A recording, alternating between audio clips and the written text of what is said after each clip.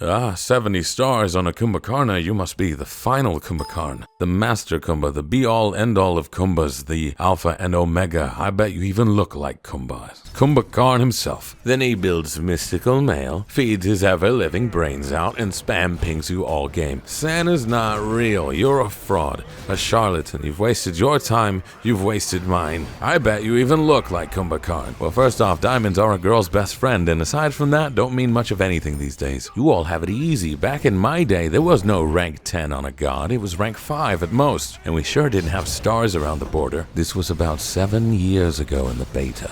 Back then, 5 was the most you can get on a god. And when they increased the cap to 10, turns out I had Apollo Diamond. I played many gods, but always went back to him for some reason or other. That's the god I learned the game on. I put him away after season 2 and pulled him out every now and again, but I didn't play him nearly as much as I did that first year. But then in 2017, they introduced the stars. Every 1,000 worshippers after rank 10 got you a star. And I had 3 of them. And this was way before boosters and special events were so prominent. Kids these days, they got more boosters than they know what to do with. You've got special events almost every weekend, and sometimes they break so they go on into the week.